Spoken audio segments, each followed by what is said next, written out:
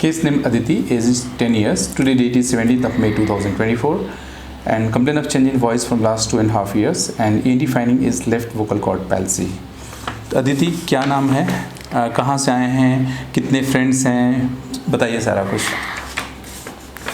मेरा नाम अदिति है, मैं कोटा से आई हूँ। और आपके पापा का नाम क्या है? मेरे पापा का नाम नीरज सिंह है।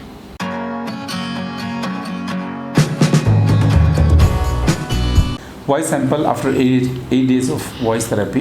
अदिति, मुझे ट्रीटमेंट के बाद का वॉइस सैंपल चाहिए था, तो क्या प्रॉब्लम थी और कैसा लग रहा है अभी 8 दिन के ट्रीटमेंट में, बताइए। क्या होता था पहले बात करते थे तो? गला बैठा हुआ था। मेरा नाम अदिति है। और पापा का नाम क्या है? नीरज। मम्मी का नाम? रेखा।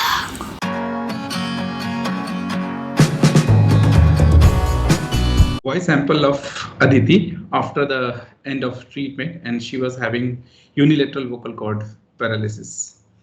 तो अदिति, अपने बारे में बताइए, क्या समस्या थी और वॉइस थेरेपी के बाद अब कैसा बोल पा रहे हैं, कुछ बताइए। हाँ, आज एक चीज और ऐड करना चाहूंगा। Today date is 27th of April 2025।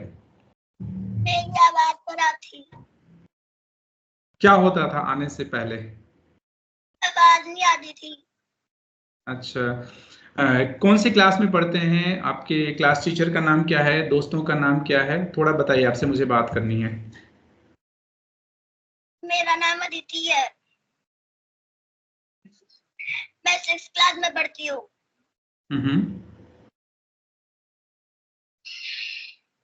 Class teacher का नाम क्या है? स्कूल का नाम क्या है? अच्छा, अपने दोस्तों के बारे में बताइए, कितने सारे दोस्त हैं, सबके नाम बताइए बारी बारी से। अवनी, अनन्या। बस 2 ही दोस्त हैं? अच्छा, ठीक है, मैं आपसे बातचीत जारी रखूंगा। आपके पापा मम्मी से बात करना चाहूंगा, जो भी अवेलेबल हैं। थोड़ा सा मैं। जी सर, नमस्कार हाँ सर। जी, नमस्कार। तो कौन से डेट को आप आए थे यहाँ पे बैंगलोर, और अदिति की जो ट्रीटमेंट की जर्नी रही, कब से उसके वॉइस में चेंजेस हो गए थे? हालांकि हम लाइव का प्लान कर रहे थे, मैं भी बिजी था, आप भी बिजी थे, तो नहीं कर पाए, थोड़ा डिले किए। तो थोड़ा सा मोटिवेशन मिलेगा उस तरह की समस्या से जूझने वाले किसी व्यक्ति के लाइफ में, तो इसलिए कहानी बताइए थोड़ा सा। मे बी सर 17 या 18 में तो को पहुंचे थे हम लोग बेंगलोर में।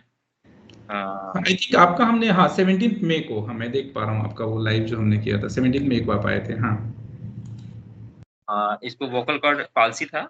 आवाज आती नहीं थी, बस हवा टाइप की आती थी, उतना नहीं देता था। इसके रिगार्डिंग प्रॉब्लम लगभग 2-2.5 साल पहले स्टार्ट हुई थी। कोल्ड हुआ था। कैसे स्टार्ट हुई थी प्रॉब्लम? बेसिकली कोल्ड हुआ था।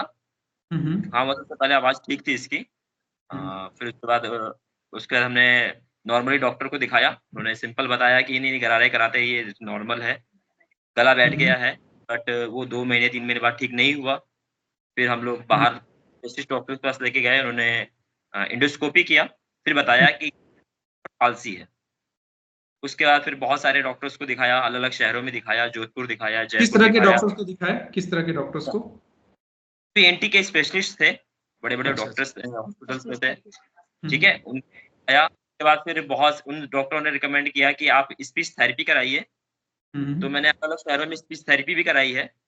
हम्म, सबसे ज़्यादा अजमेर में कराया, उसके बाद फिर कोटा शहर में भी काफ़ी दिनों तक स्पीच थेरेपी कराई। कोई आराम नहीं मिला, क्योंकि डॉक्टर्स को शायद यही नहीं पता था कि स्पीच थेरेपी करानी कैसी है। उसके और बाद एनडी डॉक्टर लोग और भी कुछ बोले? स्पीच थेरेपी के अलावा भी कुछ बोले क्या? इस ईएनटी के डॉक्टर्स ने एक ऑप्शन ज़रूर दिया था कि अगर आपकी स्पीच थेरेपी से सही नहीं हो पाएगा, तो ऑपरेशन करना पड़ेगा, ऑपरेट करना पड़ेगा। वो भी अभी हम नहीं कर सकते हैं, और उसमें भी 100% वॉइस आएगी, नहीं आएगी, इसका कुछ कह नहीं सकते हैं। तो उनको उसपे संदेह था कि आवाज़ आएगी कि नहीं आएगी। ठीक है? फिर हमने आपका वीडियोज़ देखे थे, फिर यूट्यूब पे सर्च किया, आपके बारे में मालूम चला, फिर आपसे कॉन्टैक्ट किया। वहीं में हम लोग आई थिंक 8 दिन हम लोग यहाँ पे बैंगलोर में ट्रीटमेंट किया, उसके बाद ऑनलाइन हम लोग सपोर्ट जारी रखे थे। हालांकि इसकी वॉइस तो काफी पहले ही ठीक हो गई थी, लेकिन हम लोग लाइव आज कर रहे हैं, तो लेकिन फिर भी जो चेंजेस है वो तो सामने ही है। तो चेंजेस अप्रोक्स लगभग 2 से 3 महीने बाद आ चुकी थी। मतलब अपने दोस्तों से बात करने में सक्षम थी, स्कूल में बात करने में सक्षम थी 3 महीने बाद ही। हाँ, ये आराम से ट्रीटमेंट के बाद कुछ बोलती है, सब समझ में आता है, ठीक है। फ्रेंड या होता था, इससे भी थोड़ी हेजिटेशन होती थी किसी से बात करने में, कुछ बोलती नहीं थी, क्योंकि बोलती थी तो किसी को सुनाई नहीं देता था। ये प्रॉब्लम बहुत बड़ी थी। ठीक है, तो उसकी मम्मी भी कुछ कहना चाहेंगी या फिर अदिति और भी कुछ कहना चाहेगी, कुछ शेयर करना चाहेंगी? मैं तो सर यही कहना चाहूंगा, ठीक है ना, कि हम तो उम्मीद छोड़ के बैठे हुए थे, उस उम्मीद को लगा दिया आपने। हम यही कहेंगे कि हम बेंगलोर आना सफल रहा। उसके बाद भी, क्योंकि अपने लगभग 7 दिन बेंगलोर में थे, उसके बाद फिर हर वीक लाइव सेशंस में आप आते थे। बाकी जो भी चेंजेस करने होते थे या कुछ भी होता था वो आप मुझे बताते थे। जो सपोर्ट रहा काफी अच्छा रहा। ऐसा नहीं तो था कि इस तरह की हाँ, इस तरह की समस्या से जो लोग जूझ रहे हैं या जिनकी फैमिली में कोई जूझ रहा है, उनके लिए कोई अगर मैसेज है तो आप देना चाहेंगे? जी सर, क्योंकि जो प्रॉब्लम मैंने फेस किया है कि पता ही नहीं था, ना कि डॉक्टरों को पता था, ना स्पीच थेरेपिस्ट को पता था कि क्या करना है। सबसे बड़ी प्रॉब्लम ये थी कि अगर हम स्पीच थेरेपिस्ट के पास भी जाएँ तो उन्होंने ऐसा कोई केस देखा नहीं था पहले, कि जिसमें वोकल कॉर्ड पाल्सी हो और इसमें किस प्रकार की थेरेपी करानी है उनको। और भी जो है इतने छोटे बच्चे की, मतलब इतने छोटे बच्चे की जो है सिचुएशन और उसको इंस्ट्रक्शन देना फिर फॉलो करवाना एक चैलेंजिंग है। तो यहाँ पे एक चीज मैं अपने तरफ से ऐड करूंगा कि मान लीजिए आप किसी भी स्पीच थेरेपिस्ट के पास जाते हैं वॉइस डिसऑर्डर की समस्या को लेकर के, थोड़ी देर के लिए मान लीजिए फायदा नहीं हुआ, तो इमीडिएटली इस कंक्लूजन पे नहीं पहुंचना है कि स्पीच थेरेपी टेक्निक कारगर नहीं है या वॉइस थेरेपी टेक्निक कारगर नहीं है, अब मुझे वो सर्जरी करवा लेनी चाहिए। मैं यहाँ पे सहमत नहीं हूँ, क्योंकि देखिए स्पीच लैंग्वेज पैथोलॉजी फील्ड एक ब्रॉड फील्ड है।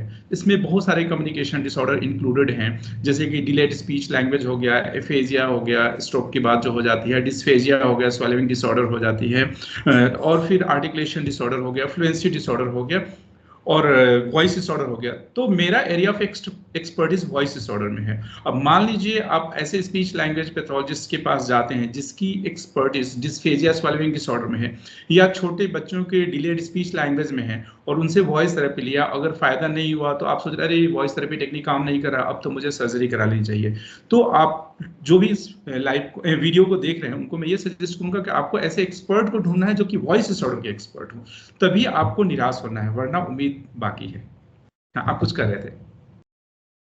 मैं ये कह रहा था सर कि बहुत जगह हमने भी ट्राई किया, काफ़ी लगभग 1.5 साल तक हमने भी स्पीच थेरेपी कराई, अलग-अलग जगह कराई। कोई बेनिफिट्स मिला। जो आप कह रहे हैं शायद वही था कि वो लोग शायद लैंग्वेज के एक्सपर्ट नहीं थे। मतलब वॉइस डिसऑर्डर के एक्सपर्ट नहीं थे, दूसरे कम्युनिकेशन डिसऑर्डर के एक्सपर्ट रहे होंगे। ठीक है, तो अदिति को एक बार बुलाइए। अच्छा, उससे पहले मैं आपसे जानना चाहूंगा, क्या मैं आपकी वीडियो अवेयरनेस के लिए यूज कर सकता हूँ सोशल मीडिया में अदिति की वीडियोस? कि आप कर सकते हैं, कि मैं चाहता हूँ कि जो प्रॉब्लम हमें नहीं हुई है वो किसी और को ना हो। ठीक है, अगर हो तो वो सही जगह पहुंच जाए इलाज कराने के लिए।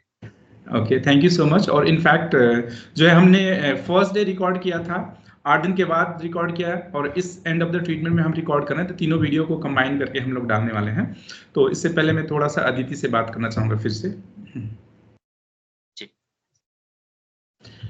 अदिति, कोई कहानी याद है? मैं तो आपकी आवाज सुनी, आप बोलते बहुत कम हो, तो मुझे कोई कहानी सुना दो, कौवे वाली कहानी। नहीं याद है? तो संडे को क्या करते हो सुबह से शाम तक, वही बता दो। खेलती हूँ और कौन सा? होमवर्क कर। अच्छा, कौन सा खेल खेलते हैं, मतलब कोई पर्टिकुलर गेम है या कुछ भी? मेरे भाई के साथ खेलती हूँ। अच्छा, आपके भाई का नाम क्या है? अनिकेत। अच्छा, वो कितने साल का है? 5।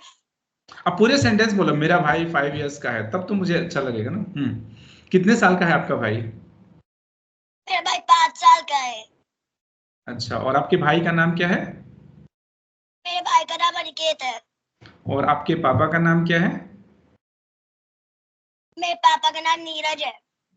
और आपकी मम्मी का नाम क्या है? रेखा। अच्छा, तो आपको पापा ज्यादा प्यार करते हैं कि मम्मी ज्यादा प्यार करती हैं? हैं। सब लोग करते हैं, अच्छा। और भाई? वो भी करता है। अच्छा, उससे फाइटिंग तो नहीं करते हैं ना? बहुत। बहुत अच्छा अच्छा। तो वो प्यार करने का तरीका है। तो वो कितने साल का है? वो 5 साल का है। अच्छा, तब तो ठीक है। आपको मजा भी आता होगा ना खेलने में। ठीक है, ठीक है, मैं अब पापा से बात करूंगा। ठीक है, ठीक है। Thank you so much Neeraj ji कि आपकी फैमिली ने हम पे विश्वास किया। और मेरे लिए भी बहुत बड़ा चैलेंज था कि इतनी छोटी बच्ची है और मैं दिल से चाहता था और एक्शन से दोनों से चाहता था कि मैं इसको वॉइस दे पाऊँ। और शायद मैंने कोशिश की, आपने कोशिश की, और ऊपर वाले ने भी हमें आशीर्वाद दिया कि हम इस मुकाम पे आज पहुंचे।